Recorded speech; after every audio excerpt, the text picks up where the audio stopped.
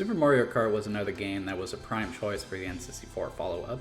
The original was one of the most successful games ever released for the SNES, and with it basically already operating in 3D, it wasn't hard to imagine what it would be like on the N64. This is probably why Mario Kart 64 was one of the earliest games Nintendo ever demonstrated for the console. It just came together that easily. It probably would have launched alongside the console if it hadn't been for the all-hands-on-deck order for Super Mario 64.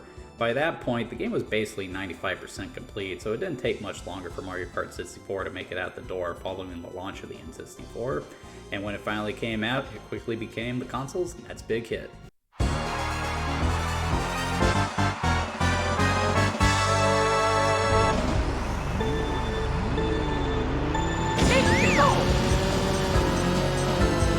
There isn't any story to talk about here, it's just Mario and the gang racing around the Mushroom Kingdom in go-karts.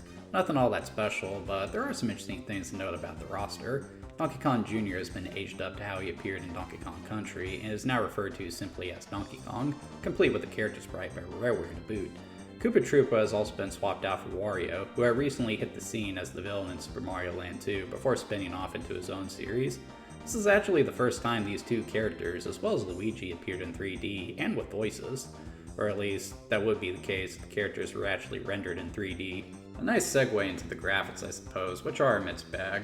The best part for sure are the levels. In Super Mario Kart, the levels couldn't be any more than flat circuits with aesthetic theming, but in 64 they can be far more intricate. Tracks can rise, they can fall, they can twist, they can slope, and have actual jumps. The theming is great, with no two levels feeling alike. Some highlights for me include Toad's Turnpike, which despite its simple track layout, is one of the tougher tracks since you have to weave in and out of traffic. Some of that is made hilariously harder on mirror mode.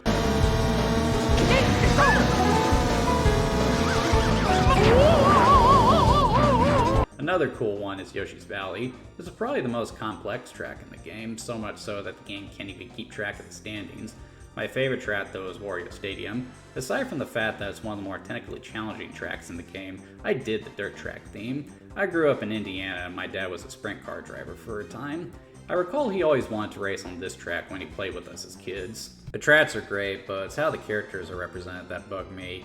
Unlike the levels, which are rendered in full 3D, the characters are represented by pre-rendered sprites, and it's just distracting. Now, it's not to say that other games we've looked at thus far haven't used pre-rendered graphics in conjunction with 3D graphics, but it was usually incidental stuff, like the coins in Super Mario 64 or the buoys in Wave Race. Here, the pre-rendered assets are constantly front and center, so it's hard not to notice what they did. It also doesn't help that these graphics have an adverse effect on the gameplay, creating a very floaty feel. I know they did this to save on memory, but similar games would avoid this issue and have the same amount of content, so I'd chalk it up to Nintendo not feeling out the N64's capabilities. I will say this though, the music is great, effectively giving each track its own unique atmosphere. But what matters most in this case is the gameplay, and it should feel familiar to any fan of Mario Kart. The main meat of the game is the Grand Prix mode, where you have 4 cups to participate in with 4 races each. With each race, you earn points based on how you place, with the goal being to have the most points at the 4 races. The twist, of course, is that unlike other racing games, you have items that you can use to help you get ahead or hinder other racers. One thing that I've noticed about this game compared to Super Mario Kart is a greater focus on item usage. In Super Mario Kart, skillful driving was all it really took to stay ahead, but here, you have to skillfully use items as well. CPU players are really good at keeping up with you, so you'll have to play defensively if you want to get across the finish line first. You get a couple of friends together who know what they are doing, and it makes for some wild and chaotic fun.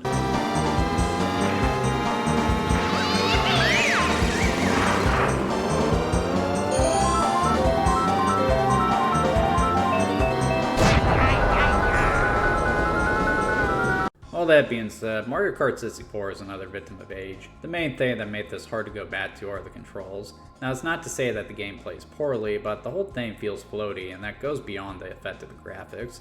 Every time you go to make a turn, it feels like the back end is trying to slide the other way. It makes precise driving a little difficult, and it doesn't help that a lot of the mechanics gamers have come to be familiar with are a good deal different here. I can't tell you how many times I've seen modern Mario Kart players play this game, only to find themselves flying all over the place because they try to drift around every corner, or have them get their first red shell and launch it, only to have it take itself out against a wall because it doesn't follow the track.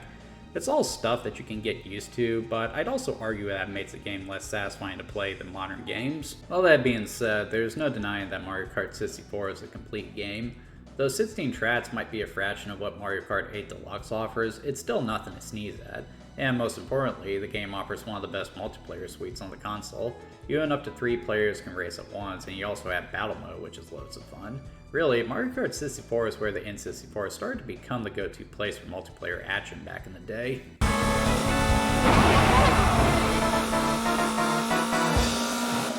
Mario Kart 64 was a huge hit when it released, and it would become one of the console's most consistent sellers throughout its life cycle.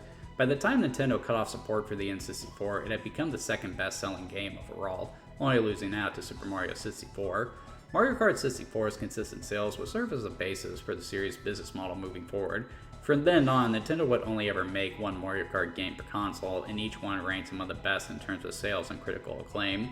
The most recent game in the series, Mario Kart World, actually launched alongside the Nintendo Switch 2, single-handedly ensuring strong sales for the console even in the midst of rising prices because of you-know-what. Hey, relax, guy! If you're looking to get into the Mario Kart series, I'd probably recommend Mario Kart World or at least Mario Kart 8 Deluxe, considering the Switch 2 is still a little hard to come by. However, for fans of game design, Mario Kart 64 is still worth checking out. It might not be the best the series has to offer, but it is in a lot of ways where the series' legacy was truly cemented.